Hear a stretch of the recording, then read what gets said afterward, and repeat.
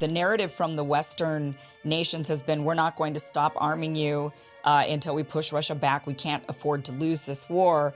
It just seems to be a sudden about face to say, okay, well then let's just put everybody in one spot so that they could be slaughtered by the Russians in one place at the same time. And then what? And then when that happens, then we have to concede the war, redraw the map, and Russia wins, or Russia will be able to sell this as a win. This just seems like such a shift. I can't wrap my mind around it except to think that this entire time, what many of us have suspected is that Zelensky's really just a puppet of the West, that he's on orders from whatever Western nations want, that he's not really operating on the behalf of his, or in the best interest of his country, or maybe even what he wants himself. He might be, who knows? Like, I've thought maybe he's feeling threatened. Maybe there's some Western leaders that say, do it or else, you're the guy that we have set up for this position. So now for him to suddenly shift, it makes me think the West is shifting, and the West is saying to Zelensky, it's over now. People are tired. Our populations aren't wanting to fund this anymore. We're shifting to China. We don't want to have to give any more resources to you. And so you have to end this somehow, some way, and Bakhmut's the way to do it. Otherwise, this doesn't make sense to me. Well, Kim, the West hasn't gotten this war right from the very beginning. Let me give you a quick example. The Russians have called this a special military operation. There are many people in the West that say you can't use that term because you're buying into Putin's language. It's an invasion. And they say that for political reasons. No, it was a special military operation. If this was an invasion, the war would already be over. Ukraine would be destroyed. Zelensky would be dead. That's what happens when you invade. A special military operation was designed to get Ukraine to the negotiating table. Russia never wanted this war. Russia didn't want this outcome, and when they were compelled to intervene militarily, they wanted the quickest possible resolution to this conflict, a negotiated settlement. And remember, on 1 April in Istanbul, Russia was ready to sign a peace treaty that would have allowed Ukraine to retain Zaporizhia, Kherson, their dignity, hundreds of thousands of lives, tens of millions of refugees. None of this would have happened, but the West stopped it because we thought Russia was weak. We misunderstood the Russian approach towards a negotiated settlement. And since that time, we've been trying to convince ourselves that Russia can't win this war, that Russia is weak.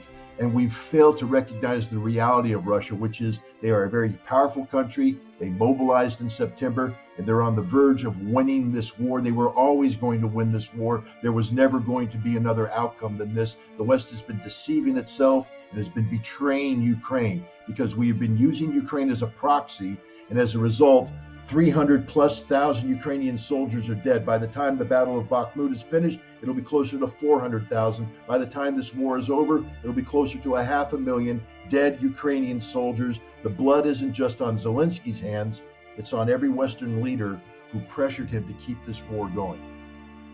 Why don't you think he just surrenders now rather than lose all of these 80,000 troops in Bakhmut? Why sacrifice their lives if you know the outcome already? Because he has deceived himself and he has been deceived by the West for so long. I think at the end of the day, it's like a drowning person in the ocean treading water. Why do you continue to tread water when there's no rescue vessel in sight? Because you're hoping if you could just hold out a little bit longer, a miracle will occur. There is no miracle coming for Ukraine. That's the tragedy. But Zelensky is going to hold out for a miracle, hoping the West changes its mind, provides him with the aircraft he claims he needs, provides him with more modern tanks, provides him with everything that will save him. The West isn't going to do it. The West is exhausted. The West is out of money. The West is out of materiel. And the West is just frankly done with this war. One thing Zelensky also said to the Associated Press is if he will feel some blood, smell that we are weak, so he's talking about Putin, if he will feel some blood, smell that we are weak, he will push, push, push. This has kind of been the narrative, I think, from the West the entire time, that we must stop Russia because if we don't stop Russia here, they're going to keep on expanding, that Putin has a desire to reunite the USSR, to reinvigorate it. Is there any truth to that? Do you think that there's any possibility that even if Ukraine does say, okay, fine, we surrender, we're going to give you the land, you can have the areas that you've already occupied, that you've annexed essentially during this war. Is there a possibility that Russia continues forward at some point?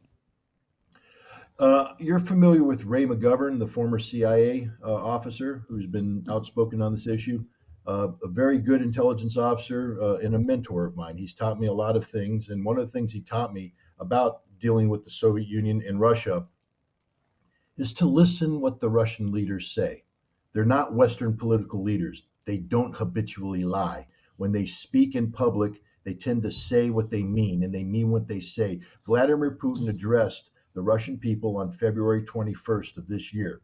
At that time, he said the goal and objective of the conflict in Ukraine was to improve the economic and social life of the Russian citizens who lived in Kherson, Zaporizhia, and the Donbass, the four territories. He made no mention of further territorial acquisition or ambition. He simply wants to bring peace to the Russian people. That's what his objective has always been, and that's what it will continue to be. It's a lie to say that Vladimir Putin and Russia is seeking to flex their muscles. They didn't start this war. This war was thrust upon them. They are going to finish this war, but when they finish this war, they will be satisfied with bringing a higher quality of life to all Russian citizens, including the newly minted citizens of territory. Ukraine will not be under threat if Ukraine promises not to threaten Russia. Remember, it was Ukraine that decided they wanted to join NATO. It was Ukraine that allowed NATO to rebuild their army to threaten the Donbass to kill Russians. It was Ukraine that shelled Russian civilians in the Donbass, killing hundreds of children, thousands of civilians. Russia sought peace before this war. They sought peace during this war, and they're seeking peace now, but it will be peace on their terms. There is no intention on the part of Russia to do anything that Zelensky or anybody else has said. This is part of the Zelensky tactic of instilling fear in the West so that they continue to support his conflict against Russia in Ukraine. It's a failed theory, a failed strategy, because the West no longer believes that Ukraine can prevail in this conflict.